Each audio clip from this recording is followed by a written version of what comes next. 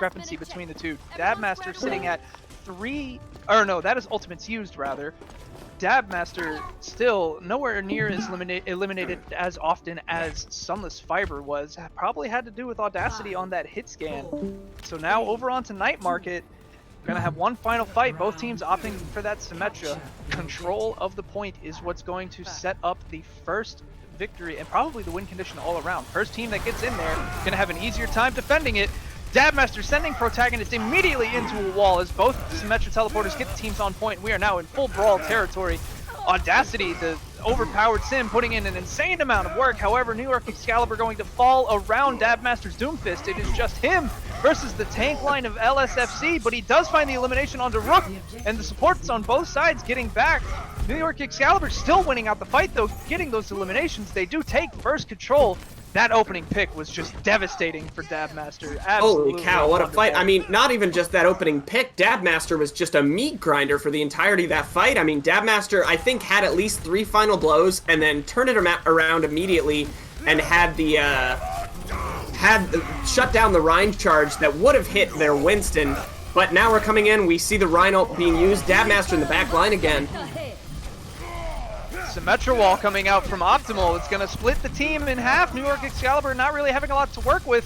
Sunless Fiber and Protagonist getting into the eliminations, forcing out John Soul's Angry Monkey. The Primal Rage he's trying his best to hold on to the point, putting in a lot of damage, but even with an elimination onto Poison, he's going to fall to Optimal. Sunless Fiber going to get that final elimination, flip the point over, but not necessarily. New York Excalibur getting back with the Audacity's teleporter, loses his life, but not before throwing up that Symmetra shield. Big Meteor Strike from Dabmaster is going to find that elimination. Rook putting out the tickle fight with the Tesla Cannon. Dabmaster finding the mirror pick. Now, the Primal Rage is going to come out from Rook. Protagonist eliminating John Soul. LSFC still looking dominant in this fight. They're doing what they can, and Vexer falling is finally going to allow them to take control, but that was an extra, what, 20-25% that they stalled out off the tail end of that teleporter? Insane. Yeah, Bran, but you know, if you're LSFC, I think you take that. I mean, look at the ult usage. That was 3 ults used in that fight for New York Excalibur just to get an extra 20% or so. That being said, with the quick TP back to point, Dabmaster's at it again. This guy is just the carry for his team right now. Yeah, he loses his life, however, and Protagonist and Sunless Fiber are going to put in an insane amount of work to duo sweep the eliminations out. Sunless Fiber not going to go quietly without a fight against Dabmaster, doing both of these DPS, doing everything that they can to put the teams on their back. And I think that's a carryover from that last fight as well. I mean, you can see that LSFC just had more ults to work with early on in that fight. They weren't limited as the New York Excalibur were by the fact that they had invested so heavily into that last fight. That being said, New York Excalibur is now going to be on the top end of this ult rotation coming into this one. Both amplification matrices come out. A devastating Earth Shatter from Wild Beast, flattening out the members of LSFC. He's going to force out Protagonist's Sound Barrier to try and give the shield and keep his team alive. John Soul and Dabmaster's ultimate is going to go out and find value. Your boy Wings, he's going to want that Shatter back, losing his life the second the hammer hits the ground. Rook just swinging wildly with that Primal Rage, comes out of it trying to get more eliminations. Sunless Fiber, however, both Doomfists, look at that, gonna take down both Winstons on either side. Ooh, Dabmaster almost getting that elimination onto Sunless Fiber, but he uppercuts right over it. Your boy Wings coming in with the hammer, getting it doubled. The turret's putting in a lot of work. LSFC going to remain in control of this point. New York Excalibur have to make something happen here. We are in final fight territory. Yeah, it's desperation time for New York Excalibur. Looks like it's going to be on John Soul just a touch, but oh no, was that a boop off the edge? No, it ends up being Rook that actually gets the kill onto John Soul as he leaps around the side there. Audacity just has to and it's looking dire. It's looking like LSFC takes this. Yeah, Protagonist finding 2, getting the elimination onto Vexo and finding take Dabmaster right after that. The Earth Shatter gets blocked in a combination of your boy Wings and Optimal shields. And that's going to be it. Round 1, Lijiang Tower is going to go to LSFC. Yeah, and honestly, a really good look from LSFC. You know, obviously not finishing the entire map out quite as dominant as Control Center looked for them, but a very strong performance early on. But, you know, definitely nothing to scoff at from the New York Excalibur side. Dabmaster in particular, you know, we keep hyping them up, but it's for a reason. Dabmaster's been showing a huge performance here. Actually, I think that was about 40% of a Fleta deadlift that they were at there. So almost to 50% of all the final blows on their team in that Lijiang map. Just an absolutely dominant performance across both teams. Dabmaster and Sunless Fiber both putting in an insane amount of work. The support line, Vexer and Aerial, and then Poison and Protagonist, have been the healing, the ultimate usage, the immortality fields coming out from the Baptistes, each one with impeccable timing, always finding the value that they needed to find in those moments, in those fights. Just absolutely amazing performance. And there's nothing to be said about, don't let the 1-0 scorecard overall fool you. New York Excalibur went down swinging on Lijiang Tower. They definitely were putting in their work to fight and try what they could to take it back, but LSFC, they were just a bit too dominant. They just had a bit more momentum. They were able to take control and keep control throughout the match, and that's what makes Overwatch matches win or lose. It's whichever team can take and then keep that control. Absolutely, Bren. And, I think we also saw a really solid performance from the main tanks. And in particular, your boy Wings looked really good.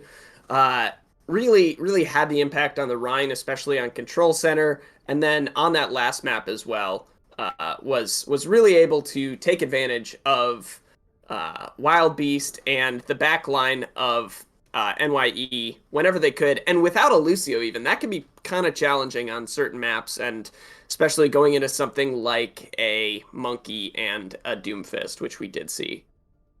Yeah, those dive-heavy compositions, really difficult for Reinhardts to get their hands and hammers on, but I mean, exactly as you called it, without a Lucio, that makes it even more difficult, and both these tanks, they were getting the value that they needed, blocking Earth Shatters, landing Earth Shatters, the off-tanks having an incredible amount of control of the field, an incredible amount of peel back for their supports, especially the Baptistes when they needed it, and Optimal on that Sombra over on Gardens was absolutely incredible, finding the hack utility that he needed to find, keeping the Pharmacy grounded quite often. And what, a 6-man EMP? You just don't see those anymore. Yeah, There's always 6-man at least EMP one and then a person. 3-man EMP as well in the next fight that ended up with Wild Beast going down, I believe, and some pressure being put on NYE's backline. So huge performances coming out from the Sombra on LSFC. And, honestly, I'm at a point where I'm just excited to see these teams play some more comps, play some more maps, and get a feel for what they're about. Because up to this point, we've mostly seen mirror or almost mirror compositions from coming out from both of these teams. But we've seen some moments of excellence, some players shining already, and it looks like we're going to be going into King's Row for map 2. King's Row. If Lijiang Tower is a crowd favorite, King's Row is the crowd favorite. This is a map that I have yet to see anyone say anything negative about. The capture point, very heavily favoring brawl compositions and poke compositions, so not too much dive that we are probably going to be looking to see early on. And then once that payload gets unlocked, if it gets unlocked, then, just like in Lijiang Tower, sky is the limit. No surprises to anything that you can see. You'll see the dive coming out, you will see the brawl sticking in, the poke sticking in. I think the only hero we're probably not going to see here on King's Row, if I had to pick any single one at all, actually, you know what? Bram. I can't think of one. Because I think I know what you were gonna say, and I know exactly a way that character would be used. I'm looking to hear whatever you were going for, because I genuinely can't think of any character we won't see here. You could see Bastions, you could see Doomfists, Ashe, all of the tanks, all of the supports, all find value here. Roadhog, maybe a little bit of a question mark there. And, May and Reaper dominant on this map. Very, very high pick percentage. So there's just nothing we can't see. And King's Row, as you said, definitely a crowd favorite. I remember when we were playing an Owlet, the choice for hybrid maps was King's Row and Numbani, and I don't think I saw a single team play Numbani all season, or all split, whatever it was. But certainly the Bastion can come out. I've played it a number of times. You played the Bastion Symmetra attack on point 1. It can be brutal. It can be absolutely devastating for teams that don't know what's coming. But so far it looks like NYE are going to take a more traditional strategy. It looks like they've got the Mei. The Widow presumably is going to go for a pick and then see what happens. And we've got the Mei Kree DPS line on the other side. So we might actually end up seeing another mirror matchup after Dabmaster presumably swaps off this Widow. Yeah, went for the shot, didn't really hit anything. I think he clipped the mech of Rook, and they're just going to heal that right back up. Dabmaster swapping over to the Cowboy, and now the teams are going to have a little bit of a poke engagement here. Maywall comes up from Sunless Fiber, and then Annihilator answering with his own. That's going to set up a little bit of a brawl alley, and it's going to result in the elimination of Wild Beast. And with that, the push is over. New York Excalibur are going to be falling back. You don't get anywhere without your main tank on this map. And yeah, they're just falling like houseflies right here. A lot of ultimate value being found on the side of LSFC with those stagger eliminations. Yeah, and a really good wall from Sunless Fiber. You know, it looked like NYE just wanted to rush in, bum rush as fast as they could, and their tanks were just slightly out in front, and that's what made punishes better than anything else. Wild Beast getting killed pretty early on, and ooh, it looks like Ariel's Immortality Field gets forced out by a kind of a botched rotation there. And that Amplification Matrix from Poison is gonna yeah, I think that's what had forced out Ariel's lamp, and with the lamp falling, that was it. They just chased him back into spawn, and oh, the aggressiveness, leaving John Soul out of mech, so he does swap to the Zarya, swap back to the D.Va. That's going to negate any ultimate charge he had towards that self-destruct. And now, yeah, and that's not necessarily going to be the hugest deal in this comp. The bigger deal here is that, you know, you're going to see Sunless Fiber and your boy Wings both already having their ult. Although Ariel smartly using the amplification matrix to force some positioning here, but oh no! Oh, Vexor almost went down really badly there. Your boy Wings getting clipped into the wall here, courtesy of that Mei wall. Snowcoke's Deadeye manages to find value where Dabmasters did not. And LSFC going to try and push back onto the point. The Immortality Field does come out from Poison. And with both these teams missing members, the Shatter is going to come out from your boy Wings. Lays out 3 on the side of NYE. However, there's no follow-up for it, so they are going to be pushing right back in. Poison throwing out another Amplification Matrix to force a rotation out from NYE. Very nicely done zoning ult. Yeah, it's actually a fairly good shatter coming from your boy Wings, but it looked like it was just your boy Wings and Pro Tag that were over there, so no ability to punish that. That being said, they're gonna take this fight, it looks like, off of another great wall from Sunless Fiber. Has just been perfect with the walls here. I mean, even blocking this amplification matrix here, although Rook does get frozen. Another amplification matrix and a Deadeye. However, Snowcoke's gonna get denied. They shut him down before he finds any value with it. NYE finally finding their footing, getting the eliminations that they need, and it looks like the point is finally going to be unlocked, and we are going to see some payload progression on King's Row. Yeah, I don't really know what was going on with Snowcoke's Deadeye from the back of the point there. Maybe a communication issue. We might have thought your boy Wings was closer to them and was going to be able to hold up that shield in front, but otherwise it's just Deadeye right in front of Amplification Matrix. A really nice block there on the Shatter coming out from Wild Beast. Answer's back with his own, but it does get blocked, costing him his life actually. John Soul getting forced into the bookstore, throws the self-destruct just to get back into mech. Sunless Fiber gonna wall him off, keep him in there. So there's not a little bit of value that he's not gonna have with his team. Poison, another Amplification Matrix, gonna put an extra bit of damage out. That's going to slow down NYE, kind of force them around the corner. Dabmaster, another Deadeye coming out, getting sped over with that Lucio. The Amplification Matrix and Immortality Field from Ariel, denying any eliminations. Blizzard coming out from Annihilator, and it's going to let NYE push back LSFC even more. They do find most of the eliminations, only losing Wild Beast in the process. The payload's going to continue to find some progress here. All right, Brand, 3 thoughts that I have. 1, Sunless Fiber looks really good on the Mei here. 2, Wild Beast is having a tough time. Wild Beast is not having fun right now. And 3, Dabmaster appears to be the difference maker once more for this team, but a really good wall again from Sunless Fiber. All of these walls are just getting great value. Trying to freeze the D.Va so that they can throw off that Mei ult, it seems like. Big shatter from your boy Wings, lays out the whole team of NYE. Snowcoke with a Deadeye on Wild Beast. He just got back, Snowcoke. That's bullying. You can't do that. And they're going to shut down this push of NYE just in front of Point B. Committing very little ults there, actually. Sunless Fiber lost that Blizzard. He's going to want that back. Yeah, wait, did it get eaten? I don't think it got eaten. I think it just didn't quite hit anyone there. They went for the freeze onto John Soul, if I'm not mistaken, but then just kind of missed it. Dabmaster's hiding in the stairwell here, being a very sneaky cowboy. Just going to run back to their team as they're coming around this corner. And now you're in a kind of a tough position. It seems like NYE maybe is just going to want to chill for a sec, build some of these ults, and as I'm saying that, they do the exact opposite. Committing that sound barrier. Vexor letting them get aggressive with those shieldings. Protagonist answering back with his own. The amplification matrix coming up from both teams. Dabmaster fighting 3-4 in this fight. That's going to be all that she wrote for point B. LSFC's defense does not hold true, and NYE pushing in to try and get this final capture point.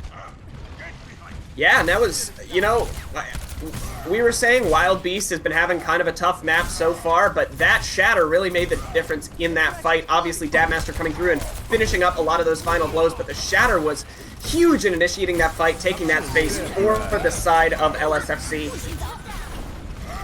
Self-destruct coming out from John Soul. Good zoning ult, doesn't find anything. Annihilator's Blizzard is going to freeze him up. And a big charge in from your boy Wings, going to cost him his life. Gets squished down by Wild Beast. Rook getting demeched and losing his life in the same frame. So with a team kill, LSFC is going to have to mount a pretty solid defense here if they're going to want to stop the cart from getting pushed in.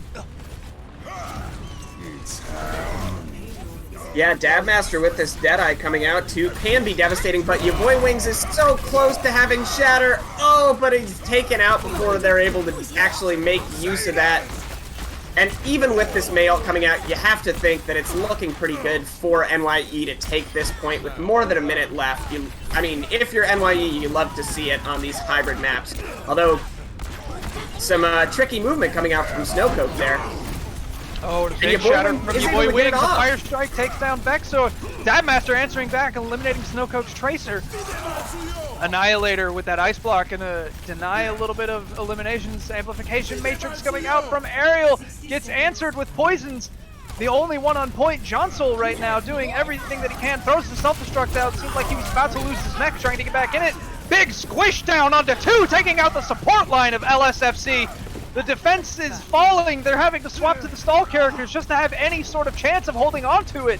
Less than a minute left in the time bank. Vexor dropping the sound barrier and getting it pushed in. It looks like LSFC was forced off of the cart just enough that they were not registering as a presence. Oh, Bran, it's hard to call that being forced off of the cart. That was a C9. I was actually just gonna say, you know, as much as that looked really good for NYE, that was maybe the first point in the entire fight where LSFC had the numbers advantage. They had, I think it was a 4v3 that were left on the cart there, and it was looking like they were about to stabilize, and then they just stepped off the cart. That's gotta hurt. That being said, they did manage to get it down under a minute, so, you know, a fair amount of stall that they got done there at the end, but you have to think they could have forced it into overtime at the very least. They're going to be wishing that they did, because now they have to have an insurmountable offense, something that cannot be stopped. Turning yourself into the unstoppable force, that's the only card LSFC is going to have to play here. But if they can pull that off, the discrepancy in time bank, if they can make it big enough, they could deny NY Excalibur from even gaining a time bank. So you got to reckon that what is this offense they're trying to pull? The Cowboy Doomfist might be what they need. It might be something Excalibur's not expecting. As the doors open, that being said, I do really like this defensive look from NY Excalibur. It's such a disruptive composition where you've got stuff coming at you from all angles. You've got the Ashe, you've got the Hanzo, you've got Zen throwing orbs. John Soul's going to be sitting on this high ground as much as possible, and Wild Beast is just going to be sowing chaos in the back lines of LSFC as they're trying to move in here. This comp is so hard to rotate against on Kings Row, and you'd think, you know, you just kind of play brawl into it, but it's so hard to get at any of the squishy targets on the NYE side if you're LSFC here. Yeah, you're gonna have a hard time finding them, and they're not gonna have a hard time finding you. Your boy Wings falling early, the Wrecking Ball, and Sigma really putting in a lot of work. Dabmaster hitting a very devastating amount of dynamites in that fight. Annihilator, Storm Arrow eliminates Sunless Fiber. Poison trying to run away, doing what he can. Realizes the fight's lost as he's discorded and his team was falling around him, so they just all kind of stand in. Rook running back into the fight, knowing its fate is death. The baby diva knows no fear. And yeah, and it's Dynamite pretty to the face is unfortunate gonna that they stop did that. lose Wild Beast at the end there, but Wild Beast's going to come back pretty fast on the ball, and that's this comp from NYE doing exactly what it's supposed to do. You know, you saw LSFC was playing Brawl. Brawl wants to come in all at once, play relatively closely together, and they were just not able to do that at all. Their tanks were totally isolated early on in the fight. Your boy Wings went down really early, and it was just carnage from there. Wild Beast is going to be back and almost at these mines here as Annihilator and Vex are also getting close to their ultimates. And oh no, this is not what you do. Your boy Wings taking a big accretion to the face from John Soul. Protagonist falling right before him. Poison has no health left. He might be falling in just a moment. Is he going to be able to get out? It looks like he does. Sunless Fiber does answer back with the sticky bombs onto Dabmaster, but a 2-to-1 loss is not going to be enough to stabilize and get back in. LSFC says that it's good enough for them though, because it appears that they're going to be pushing back in. Gravitic Flux is coming out from John Soul, finds 1, 2, 3, big slam. No eliminations from it, but the damage output absolutely insane. Wild Beast hooking up to the high ground, get that pile driver. He's going to be pushing in. Looks like he might be trying to drop the minefield on the members of LSFC in an enclosed space. They're rotating up to the high ground. Another pile driver coming through, and he finds the elimination onto your boy Wings. You know, and it's not necessarily bad for LSFC's comp to play things a little slow. You know, you take a pick, you take up the space, but into this, it's tough because any rotation you do, you're going to be taking so much spam damage from every angle. Every rotation you do, Wild Beast is going to be coming in with the threat of these mines, blocking off potentially your entire rotation, maybe just going for the slam and getting a pick on your boy Wings like we saw there. I mean, your boy Wings has been on Winston since the second fight here, and they're only at 54% of their ultimate. It's so challenging to just push into this and actually take space in a meaningful way. Wild Beast going to drop the mines on point, so even if they do get to push in, it's a little bit of a hazard. Sunless Fiber going to eliminate Bob. Rook gets DMX, loses his life, but he has the self-destruct now. Might have a good zoning ult there. They really got to pull it together, though, if they're going to try to get the rest of that capture progress. But you know, what's your win condition here for LSFC? Obviously, you know you've got the beat potentially for the Dragon. You're probably going to build up to these Reaper and Echo and Monkey ults here. I suppose that's great. Although Ariel does have the Transcendence for, you know, any one of those necessarily. Although Snowcoke does take out Annihilator early on, and both DPS from NYE are down early in the fight, so a really good start from LSFC. Yeah, John Soul falls right behind him. Wild Beast getting brought dangerously low. Vexer tries to get out, but your boy Wings hot on his tail. Wild Beast falling, the protagonist chasing down Ariel Zenyatta, and they do capture the payload with a little bit of a lower time bank than NY Excalibur had, but they still have it, and they're going to begin to push it forward here. Yeah, it's not the best look possible, but one feather in your cap here, if you are LSFC, one boon that you've got going into the second point is that defensive comp that we saw from New York Excalibur is not super playable as much on this Streets phase of the map. So you see Wild Beast swapping over to the Rhine, John Soul staying on the Sigma. Rhine Sigma obviously fine, but John Soul also might just be staying because they almost have that all. And you also see a full support swap. Sigma is able to get some value early on in the fight though, but Sunless Fiber with the triple tank on the side of LSFC is going to be a huge threat walking in here. They're investing pretty heavily in terms of ults into this fight though. Yeah, they do invest pretty heavily. Primal Rage, Death Blossom, Duplicate. I believe we saw Coalescence at the start of that fight. But, So I mean, when you're LSFC, LSFC, that's what you have to do. Yeah, I mean, I suppose that is what you have to do. You know, you have to play a little bit desperately to try to make up some of this time that you lost. And it's going to be so close between whether or not they're going to be able to touch the point here even. The May Wall almost stopped NYE from being able to touch the point, but they are just barely able to get it. Ariel's building up to this, oh lord. Rook throwing in the self-destruct, the Ariel's immortality feed to prevent any loss of life. Your boy Wings Poison getting the value. LSFC finding their eliminations. John Soul as the baby diva is doing everything that he can to hold on to the point. May Annihilator not really going to find any value there. Dabmaster throws himself off the map just to respawn with the team. And with 2 minutes, they are not going to finish in such a way that New York Excalibur will not gain time. If they can finish, even if it's an overtime, both teams will see an increase in time bank.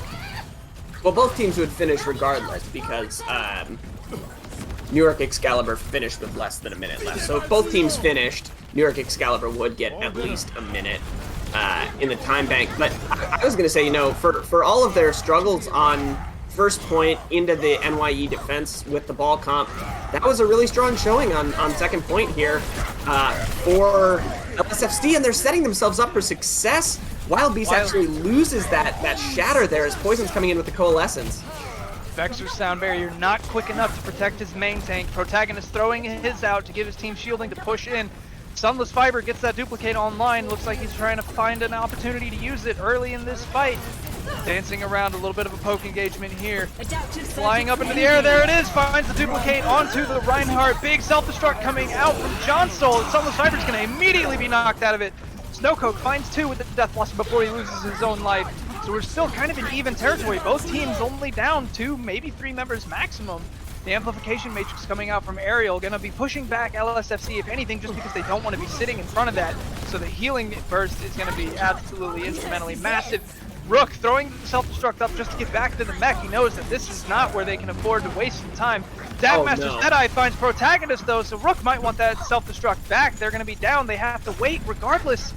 And they're looking at about an even time bank with New York Excalibur, who's trying to push back. They're trying to put their feet down hard and say, you are not going to be pushing this payload in. King's Row is going to be our map. Poison has that Coalescence online. They're going to have to use that aggressively to engage if they want to get any value, and use it to engage. He does. A little bit of damage coming through, a little bit of healing coming through, lots of it all around. A self-destruct coming out from John Soul yet again. It does find Protagonist early on. First one to fall in this fight too. That's going to be a hard push for LSFC, but by taking down Wild Beast, they have opened the door. Sunless Fiber's death is going to close it down a little bit. Dabmaster's Deadeye comes out again. Is he going to find value with it? Getting blocked out, gets eaten, so no value there. Aerial falls, but Dabmaster answers back with the fan hammer onto your boy Wings. Pushing back, trying to eliminate Protagonist yet again. Overtime finally hits. Sound barrier is going to come out from Vexer. A lot of shielding for his team. The Blizzard coming out from Annihilator. He's looking to end this fight right here. The Dabmaster with finding another 2. Looks like he's going to be able to do just that.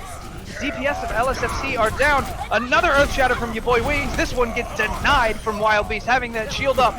And LSFC is going to fall. New York Excalibur going to take King's Row and tie the series up 1-1.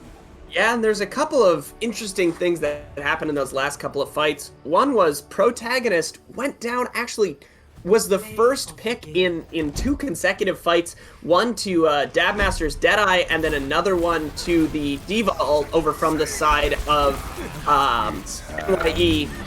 And it was just so unfortunate. It's so hard to engage on these Rhine Diva comps, going in without your Lucio of all the possible picks. The other thing was Dabmaster built a second Deadeye unbelievably fast in that fight. You can see 19,000 damage almost coming out from Dabmaster. Just another, you know, all-star performance coming out from this DPS.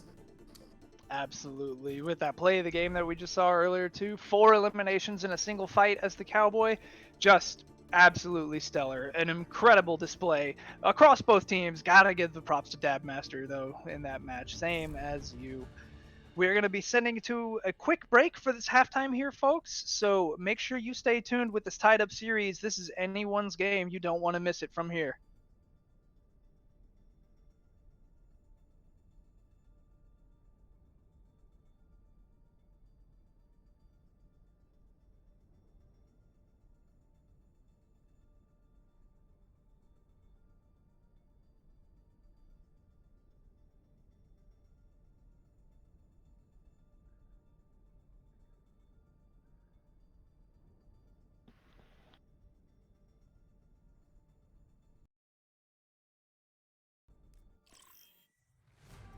Welcome to Rialto. And we are back rolling into Rialto for our Pure Escort map. Tied up series 1-1. Gotta wonder what are these teams going to try and pull out here on Rialto to try and pull ahead, get the momentum back on their side, and try and secure themselves with an early win in this preseason tournament. Now we have the composition chosen in for LSFC: the Rhine Diva, Reaper Cowboy, and Baptiste Lucio. So a lot of healing potential coming out on the side of LSFC with a lot of burst damage with that Reaper. And the Cowboy, just an incredible amount of sustainable long range, mid to long range damage. Yeah, I'm actually not sure how much I necessarily love. I mean, it seems like they're gonna be wanting to brawl one of these first 2 corners with this point, you know. It's a pretty much a straight brawl composition with the Reaper, Kree, with the Rhine, and the Lucio. And it might actually suffer a fair amount into this potential NYE poke comp that they're doing, but they're not even trying to hold the first corner. They're trying to hold spawn. LSFC says, we're just going to spawn camp you. Getting aggressive early on. We have to see Dabmaster over onto the Bastion. We got to wonder if that's the plan, to go for a pirate ship composition, or if he's just trying to get the team out the door. Putting in a lot of damage into your boy Wing's shields, forcing them to rotate back. The immortality field from Poison comes out already, gets denied, and then he loses his life to Wild Beast's Wrecking Ball. Your boy Wings, however, gets the revenge there. The eliminations are rolling through for New York Excalibur, so they might be able to... Oh no, a pin gone awry from your boy Wings, trying to get that pick onto John Soul, but Dabmaster's Bastion, the turret mode, too much damage. He's going to be walking back into spawn and swapping here. It was very smart play on Dabmaster's part, just to get the team out the door. Now onto that Tracer. This is back over to the Tracer on Rialto. It seems like it might, you know, I'm not surprised by what just happened. That was a very high risk, high reward play from LSFC, but I'm not necessarily surprised that it didn't work out. I also think it might be continually hard to play this brawl into this more disruptive poke comp, but that being said, Sunless Fiber and Rook just run down John Soul and Ariel early in the fight. But Dabmaster's able to cause some chaos here in the back, and you're seeing Wild Beast using these mines early. Dabmaster with Tracer going, put in a lot of damage, trying to get the elimination onto Baby Diva, and Reaper has to get out of there to make sure that he doesn't lose his life, can stay a contributor to his team. Your boy Wings get that Shatter online. Seems like he contemplated using it on Dabmaster, but decided against it, just backed up to get with his team. Rook gonna go ahead and get back in the mech here. Dabmaster jumping in from the high ground, a lot of damage coming through, getting eaten up by Rook though. The defense matrix, whether intentional or not, very nice denial. Big Earth Shatter's gonna shut down Dabmaster. Ariel not quick enough with that Transcendence. Poison's Amplification Matrix, a lot of extra damage and healing coming through. Now we're getting answered with Vexer's Amplification Matrix. The duplication coming through onto Reinhardt. Earth Shatter online for Annihilator already. And it doesn't find any value, gets blocked out, he gets taken out of Duplicate, and then pushed back even further. LSFC does manage to stabilize. Wild Beast may be looking for this this backdoor capture here, but they're not going to find that too easily as not 1, but 3 or 4 members of LSFC sitting on the payload. That being said, this is a really good point just to engage from on the back line of LSFC when they do go in, but he does get flashbang by the Cowboy. Cowboy does slow him down, but he gets out with his life. Not too much follow-up from moving behind. Rook throwing in the self-destruct. Immortality field coming out from Vexer. Barely saves his life, but losing it to the self-destruct lets him lose his life right after. They go for the back cap, almost find it. Protagonist getting an environmental kill on to John Soul. Your boy Wings getting pushed back into a precariously dangerous situation. He gets knocked into the immortality field for Poison. Death Blossom coming out from Sunless Fiber, however, doesn't really find any value, gets an elimination. The minefield is going to cost Wild Beast his life, and with Rook getting demexed and taken down, that is going to be the capture point for NY Excalibur. That's a perfect illustration of what we were talking about, where, you know, when you're playing this comp into Brawl, it almost doesn't matter if you lose the Brawl fight. They lose Vexer early on, they lose a ton of space, but they don't care about that space because Wild Beast and Dabmaster are already in your backline, taken out to, like, in that mid-fight, and then Annihilator can just poke from wherever they want on the map. John Soul Annihilator, they don't need to be up in your face. They don't care that you took a little bit of space on them. They're just going to move around, they're going to poke you down, and Dabmaster finds 2 with the pulse. A double pulse bomb. Transcendence coming out from Ariel, however, the Doomfist knocking him out of position. It seems like he's going to try and make it work, though. Dabmaster trying to get into the backline, be a bit more disruptive, put a bit more damage out, and he does do just that, eliminating Sunless Fiber and guaranteeing his team to push the cart forward just a little bit more. An insane performance. Dabmaster putting on a clinic of how to play DPS. Yeah, Dabmaster just dominant. I also like to just shout out the fact that Dabmaster and Wild Beast, even as you see there, have been really in sync on this map, just diving in at exactly the same time and on exactly the same targets. You know, they're just a menace in your backline if you're LSFC, excuse me. Now Wild Beast getting caught out though. They're trying to secure that elimination on him. His pile driver, his high mobility delays the inevitable, but they do eventually find that elimination on him, and that's going to be a regroup for NY Excalibur. Yeah, Dabmaster's going to have another pulse bomb up here. It feels unlikely into this comp that it's going to get another 2 kill, but that being said, I would have said it was unlikely before it happened the first time. So, you know, who knows if we're going to see a timely Immortality field come out from Poison. Although Immortality does get 4 there and it gets 2 again. You're kidding me. Finds Dabmaster with the Deadeye. The Pulse Bomb still manages to leave his hands. Sticks Snowcoke, takes down the Reinhardt as well. Rook self-destruct, finding Annihilator. The Amplification Matrix back on the cart. Big zoning ult right there, but now the supports are the only ones left on the side of LSFC, so they're going to be diving back in as New York Excalibur. A lot of damage coming through with Wild Beast going to get stuck. Oh no, this grappling hook doesn't really find any value, can't thread the needle between the payload and the archway, and Dabmaster falls right behind him. Snowcoke, very accurate with that revolver. Peacekeeper putting in an insane amount of work, a lot of crowd control from the flashbang. They have 45 seconds left to New York Excalibur, but a lot of ults to work with. And man, that couldn't have been better if it was scripted. I was talking about the fact that it's unlikely Dabmaster's going to get another 2k, and then what does Dabmaster go and do? Get another 2k. Seemed like maybe kind of a problem of patience in that fight later on. Oh, but the really good combination here with the Sigma ult into the mines from the ball. Rook's going down in the back line, and the Lucio falls through the mines. That's really tough. Console going in, putting in an insane amount of work with those kinetic spheres and the accretion. Duplicate from Annihilator onto Winston, so that's going to be a lot of mobility, a lot of cleave damage with an extra Tesla cannon on the field. Primal Rage is going to give him that extra 1000 HP to just kind of swing around with those angry hammer fists. And the duplication wears off. They push back a little bit, staggering out Rook. That's, you know, that's honestly not the worst place to have a stagger end up happening. Dabmaster looking for another pulse bomb here, potentially, because, you know, LSFC is still going to be able to get back at this first corner, and this is where you're going to want to fight it anyway. Really interesting use of the BAP ult with the Cowboy ult there, going in with the Deadeye, but it doesn't end up finding very much because your boy Wings is just sped to the front line. Not a care in the world, taken down 2 from NYE. A lot of damage coming through with your boy Wings and that big hammer. Getting that shatter online, forcing the swap from Wild Beast and Aerial. Alright, let's see if Dabmaster can do the 3-peat here. If there's a 2k here with the bomb. Nope, it's not. Nope. There's no way. Gets countered out by Poison's Immortality Immortality field. Yeah. The Immortality field coming out from Aerial. Sunless Viper going up with that Meteor Strike. He gets countered out by the Immortality field, so he's not going to find any eliminations there. Rook finds an elimination onto Aerial. Going into the backline, Sunless Viper is going to take down Dabmaster with that Tracer. They're demeching John Soul in the process. He dives in, trying to secure, does find the pick onto Annihilator. They're going to push NY Excalibur back. Less than 10 seconds left. They're going to have to try and get a suicide touch in for overtime. Dabmaster, the only chance the team has for it. He's not going to make it. So now, the win condition is set. LSFC know how far they need to get this victory. Can they do it?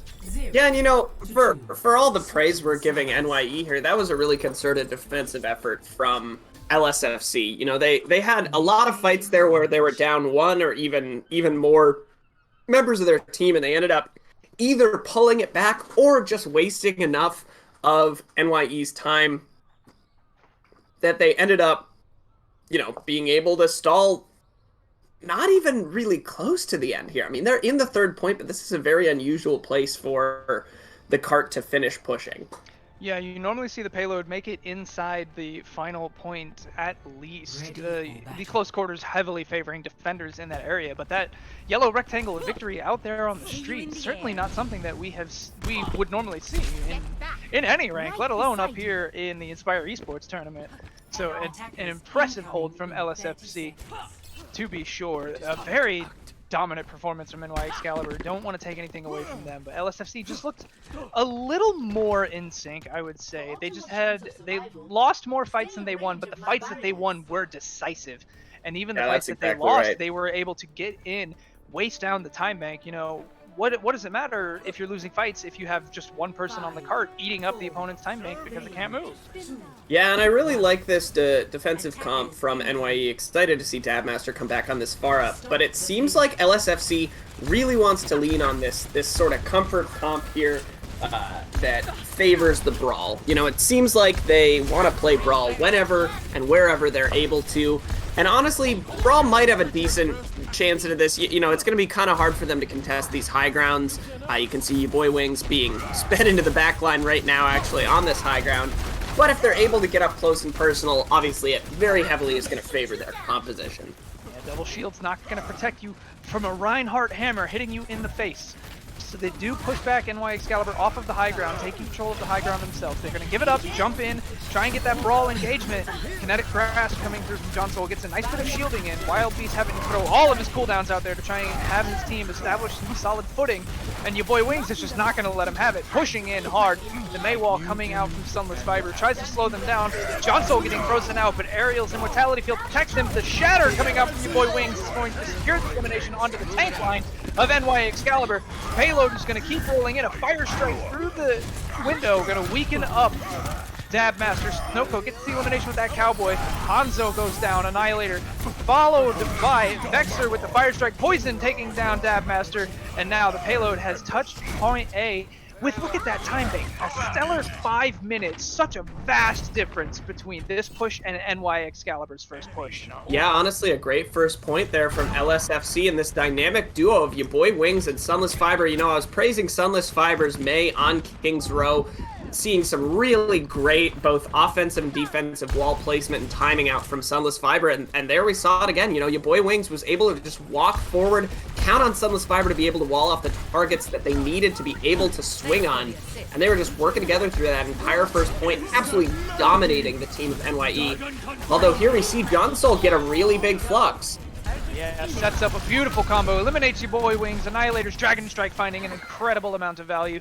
Dabmaster picking up the barrage, looked like he was trying to get himself into position to use it, but he realized they didn't need it because LSFC just falling from the double ultimate of John Soul and Annihilator. So now they have the Pharmacy ults coming online, and Snowcoke has the Deadeye to counter them out. So which team is going to find that ultimate value first? That's going to be the question in this next fight.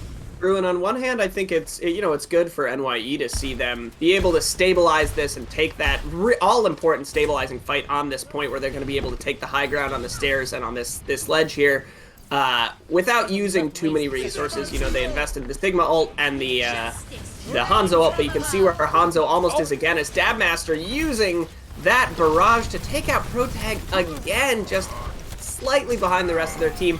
But what I was going to say is, on the other hand, you're going to see pretty soon that LSFC is going to come back into this with a pretty big ult advantage. They're going to be really close to 5 ults coming into this next fight.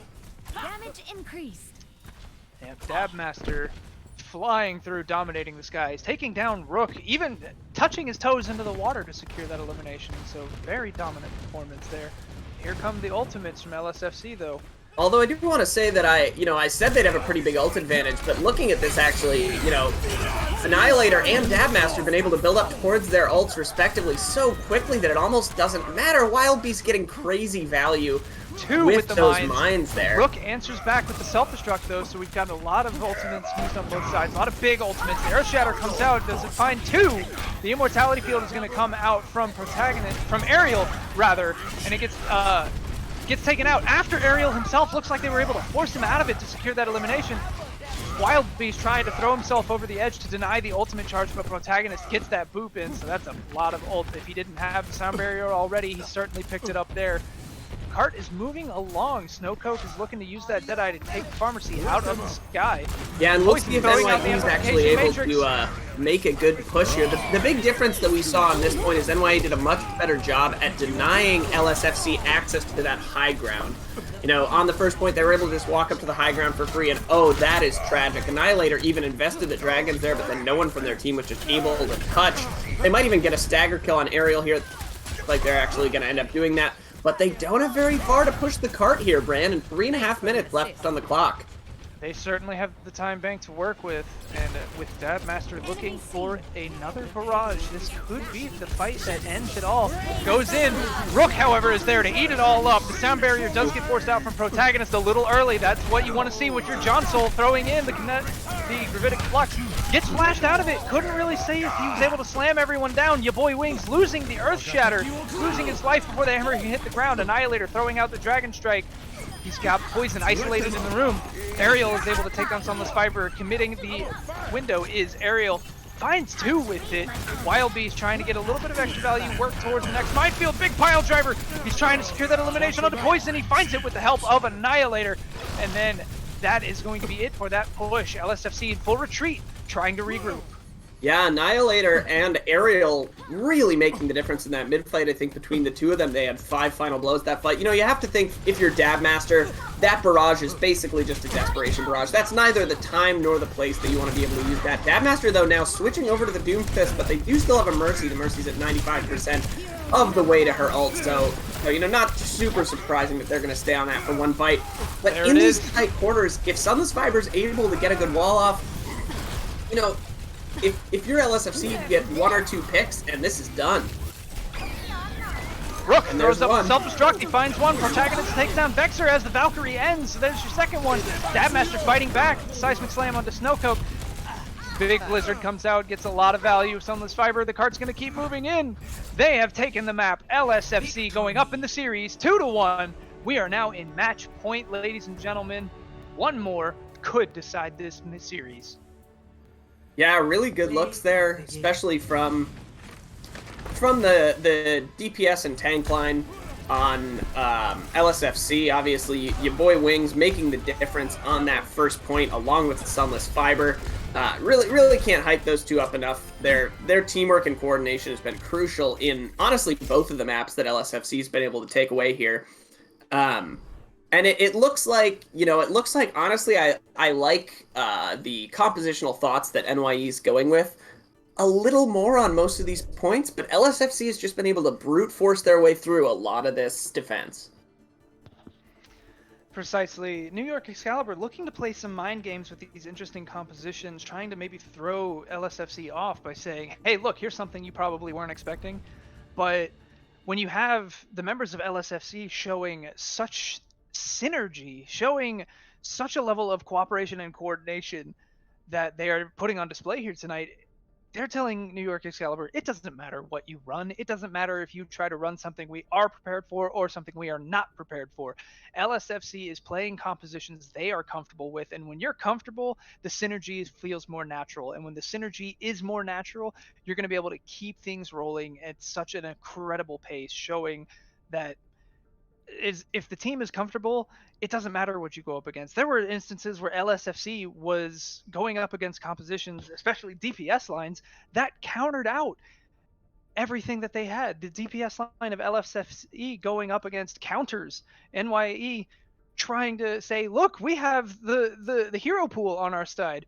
Doesn't matter. If the synergy is there, if the team is able to play off of one each other, feed back and forth off of each other, these tanks taking the space, the DPS putting in the damage, and the support line keeping them up to continue to do their jobs, like we're seeing on display, it's no question it's no surprise that you're seeing LSFC put on such a dominant performance, and that they were able to just coast through Kings Row, coast through Rialto, and Legionine Tower. A bit of a throwdown, knuckle-dragging fight on that one, but still, the performance that they put on display, absolutely something of note.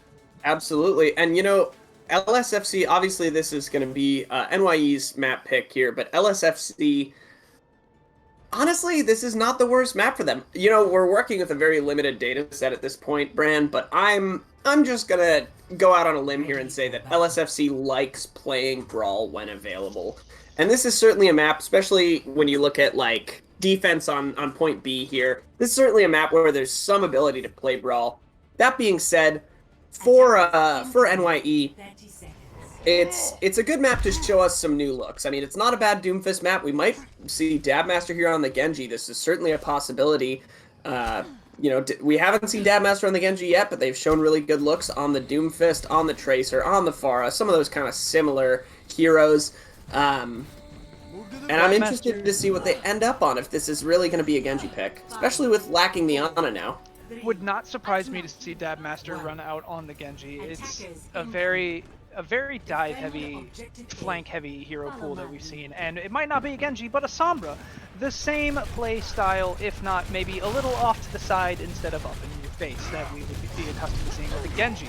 Wild Beast diving in quite early on, gets taken a lot of damage. They do force him back. Jonsol was not there to follow up on the dive, so now they're going to be wrapping around to the top side, trying to establish control of that mega health pack room.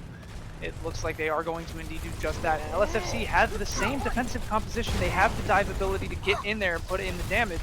A little bit of a tickle fight coming out from the Winston's Tesla cannons. The dives are just all over the place. Your boy Wings get tagged out by Dabmaster, and it's Wild Beast, though, is going to be the first Winston to fall. With Protagonist going down, NY Excalibur, you might be down a main tank, but with the res not available on the defender side, you have the advantage here. You have to think they're going to try and commit, and they do just that. However, Sunless Fiber is going to put in an insane amount of damage. It's taking Dabmaster hacking him out in order to try to stop that. And look at that, the defensive capabilities of LSFC stopping the point before they got a single tick, incredible. So yeah, kind of tragic for NYE that they weren't even able to pick up that first tick. I mean, they must have been less than like a tenth of a second off. That being said, they do have quite a power play here. Rook goes down early, and there's going to be a couple members of the LSFC that are still not quite back from spawn. So you see NYE just absolutely rushing it down main as hard as they can. Aerial committing this coalescence, but losing it right away to Sunless Fiber. 2.5 if you count the mech, and then he follows up with a pick onto Annihilator. He's definitely going to stall out for time to get his team back. Protagonist throwing the Valkyrie to get that spread out damage boost, spread out healing. They sleep Wild Beast, but then they wake him up. Hard to contain splash damage. He uses the remainder of his health pool to run away. It looks like we may be seeing a composition swap. They stagger out Vexor. So New York Excalibur. That's another really good equalizer. When, you know, they were down early in that fight, but LSFC pulls it back off of a great nano barrage into just great play from Sunless Fiber in that fight. And suddenly, you know, you look at this, there's less than 2 minutes left on the clock, and NYE is coming up on a few ults here, including that EMP, but there's so much pressure on Dabmaster now to get value from this EMP, and it's so challenging to get value from the EMP in these types of comps where it's so spread out. Oh no, and Aerial goes down early. Suddenly this is looking really good for LSFC. Yeah, they're going to jump in on top of Vexor. Sunless Fiber's going to eliminate Wild Beast. Dabmaster looking to try to do something on the back line, picking up that mega health pack, running around. It seems he might be trying to get in position. That fight, however, was over before it began. Yeah. We're in a point where it's starting to look really rough. I mean, LSFC haven't even had to invest super heavily in terms of ultimate abilities into any of these fights necessarily. You can see Dabmaster's having such a hard time finding a good spot to EMP, but he finds 6 with it, an incredible EMP. They're going to be pushing in quite hard. The Death Blossom self-destruct coming out. Death Blossom only finding 1, but with the Pharmacy out of the play, your boy Wings is forced to pop the Primal Rage. Bob finally makes an appearance. Your boy Wings getting hacked out though, so he doesn't have the ability to jump around the point. The sound barrier gets dropped by Vexor, giving his team the shielding that they need to stay in the fight. Secure the elimination onto your boy Wings, take Bob out of the fight. Rook's mech lasts about 5 microseconds before it turns into scrap metal.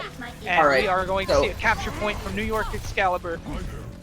I'm just never gonna doubt Dabmaster again in my life. That was a miracle EMP. I mean, that was crazy. That being said, ooh, if you're NYE, Vexor's beat at the end of that fight there was definitely not necessary and certainly could hurt them coming into the second point. I mean, beat can be such a good tool even just to engage. You can see Sunless Fiber already coming up on this barrage. You know, imagine if you have double support ults going in here instead of just this Coalescence, which is still potentially going to find a lot of value. It certainly does. Forces Sunless Fiber out of position. It seems like he was looking for that barrage, but it's going to slow down when he uses it. Jonsol getting demeched is going to open the door for that barrage to come out. He does not use it, though, because the team is doing a pretty good job of displacing him. They do find, however, the final pick onto Jonsol. Vexor going down as well. A 6v4 does not favor New York Excalibur. You see right here, they went into full retreat. They're going to be regrouping and trying to recontest with no ults remaining. And again, that's just tragic. You know, if you go in with that beat early with the Lucio ult, you're maybe able to take a little bit more space there. You're maybe able to win the main tank fight early on in the fight and take that space. Ooh, Sunless Fiber maybe going for a sneaky, cheeky little Pharah barrage here, but they're going to have to be able to take out John Soul. Doesn't even matter. They take down Wild Beast, Snowcoke hits the Dab Master, so again, the push is going to be stopped before they even fully get through the doorway. John Soul gets demeched. Gotta wonder, nope, they're going to take him down. They're not going to try and toy with their food this time. They're even getting the staggers rolling through onto Annihilator. It seems Vexor was able to get away, so no team kill, but gotta make something happen here. Yeah, so really solid defense that we're seeing coming out here from the side of LSFC. You know, they know what they're doing. They've got these positions locked down, and like you said, they haven't even really allowed them to touch this second point yet. You know, we've got a minute and a half left. Currently no ultimates online. Actually, the May ultimate did just come online for NYE, so Rook's going to be looking to eat that, but it's going to be hard to get value in the next 30 seconds or so. Wrap around to the side room. They manage to push out on the point, finally setting their feet on it. A devastating shatter from your boy Wings. He catches Wild Beast in the middle of a charge. The Fire Strike is going to take him down and force out Annihilator's Blizzard to try and give the team a little bit of space to work with. They do pick Sunless Fiber, so they have an even trade here, but with Aerial falling right now, the only support you have online is a Lucio, and with the amount of burst damage that LSFC is running with, a Lucio is not going to be enough to sustain that. So once again, New York Excalibur get pushed back into the retreat phase, and with 30 seconds left, one fight like I was remains. saying, that May ult is just so hard to get value from alone in these compositions. You know, to really get value just off that May ult, you have to freeze at least one of the tanks, and it's just really hard to do that. You even saw when they used that May ult, it didn't really matter because NYE was still kind of stuck in that corner. You know, they weren't able to use that May ult to rotate out and take space on the point. Suncoke here now going to be looking for an ult of their own, and Rook's coming up on their ult as well.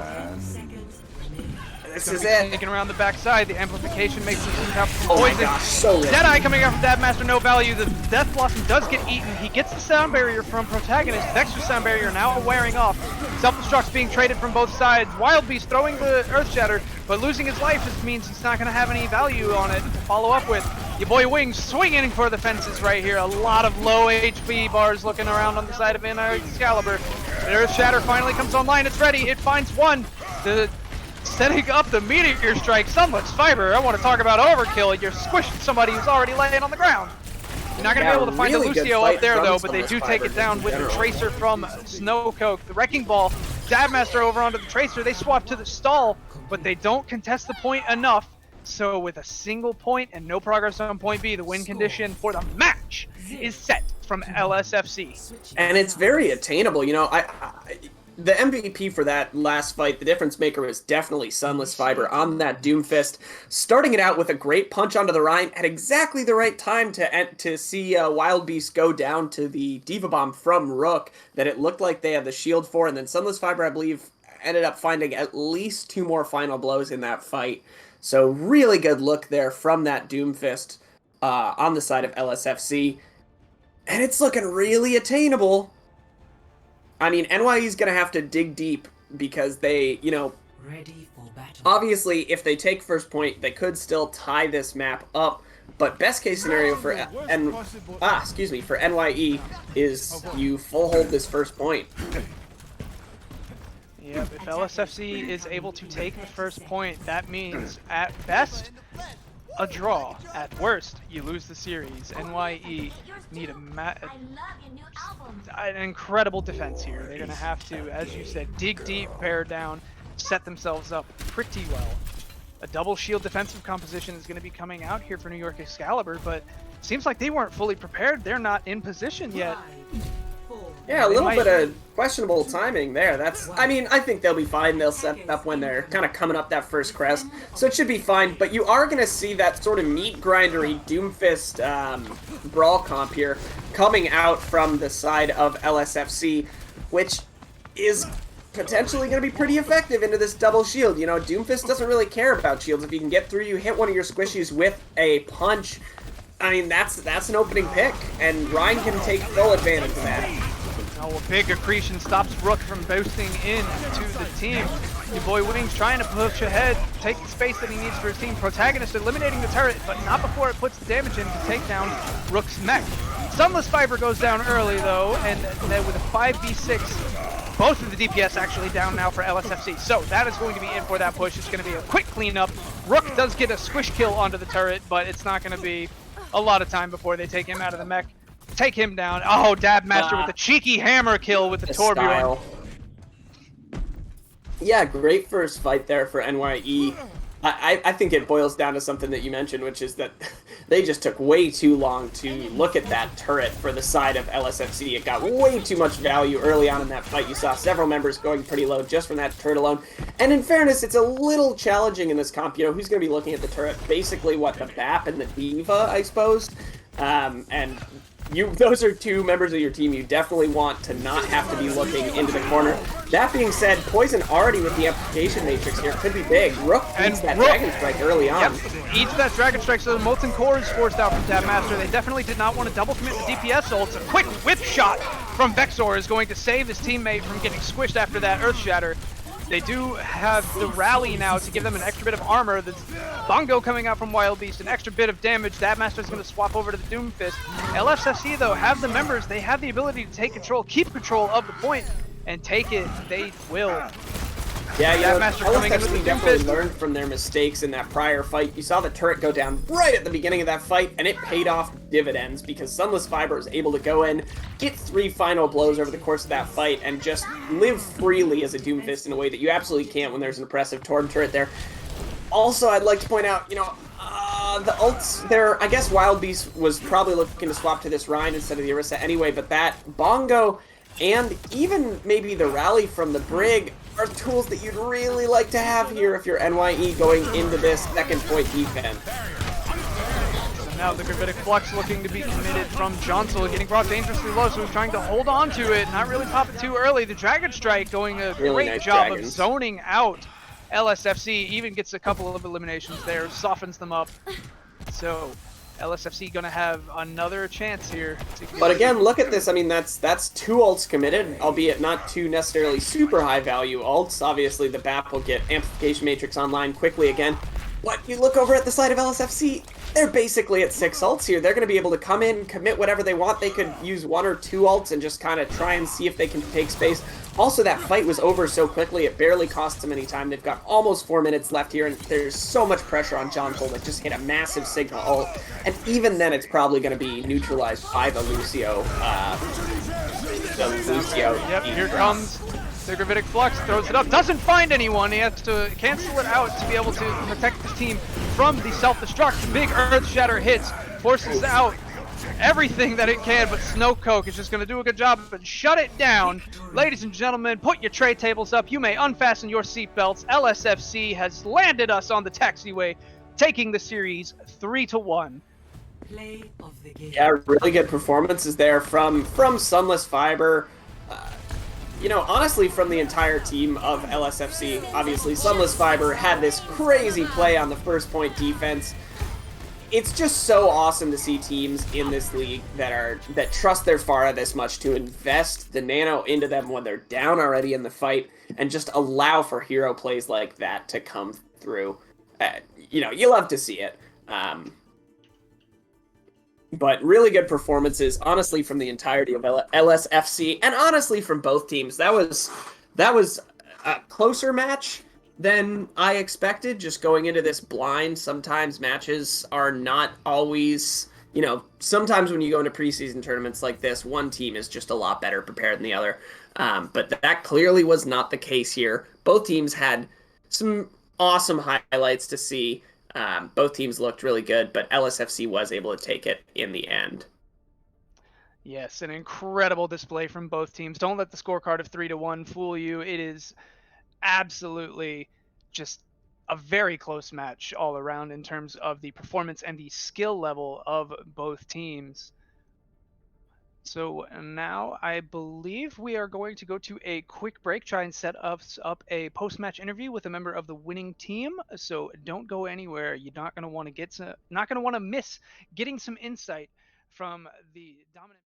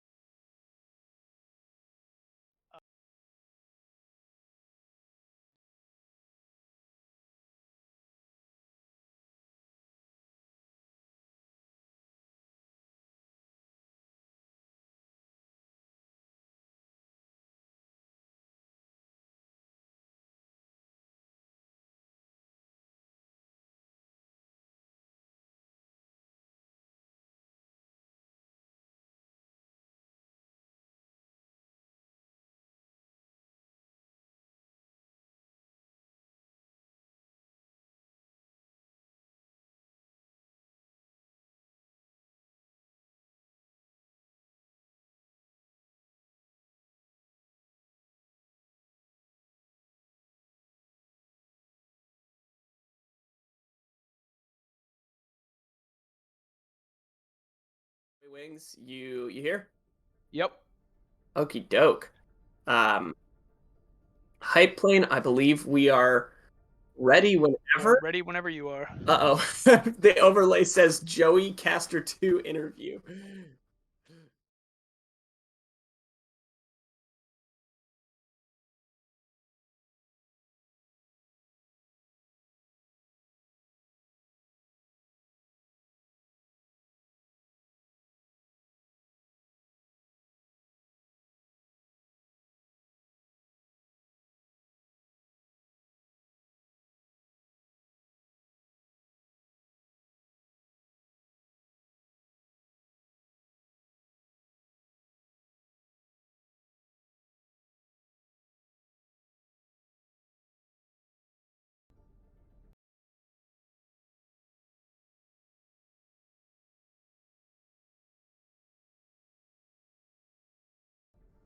All right, we're back with your boy Wings, main tank from LSFC. You saw them on the Rhine, you saw them on the Monkey tonight, and you saw, honestly, a lot of dominance, a lot of walking straight into the back line, swinging that hammer away. Your boy Wings, thanks for joining us. Yeah, thanks for having me. So, obviously these matches can be really interesting to go into a league uh, where you might not have a ton of information on the other team. It seemed like LSFC, from our perspective, was really comfortable on the brawl. So I want to ask, how did you guys prepare going into this first game of the preseason tournament? Were you just scrimming a lot of teams, trying to play what you were comfortable with? Did you have any idea what you expected the other team to play? Well, coming in, we just had a major roster shift, so we lost about 4 starters. Oh, wow. Rush has always been a pretty comfortable comp for us, and Hmm. we've been able to force it for the past year and a half through every meta. So we were just like, we're just gonna force it now. Coming into Excalibur, we knew they were gonna play a lot of poke because we thought that, because I know a couple of guys on that team, mostly Sleepy and Audacity, and guys who played in Resurge, Sure. but they've never seemed really comfortable brawling us. So So you that's wanted to force that brawl mirror as often as possible. yeah.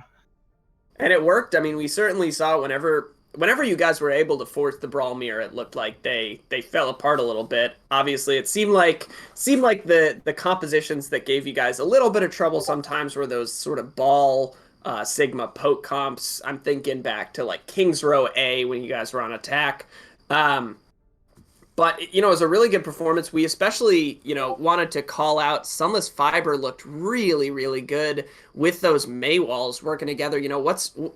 How are you guys comm structure like? You said you just underwent a huge roster change. What's that been like for calling mid game? I mean, it's stayed relatively the same, where I am screaming at the top of my lungs for most of the game, and then maybe someone talks when I die. It's the comms for LSFC have always been extremely chaotic, but we've definitely found some sort of balanced chaos here.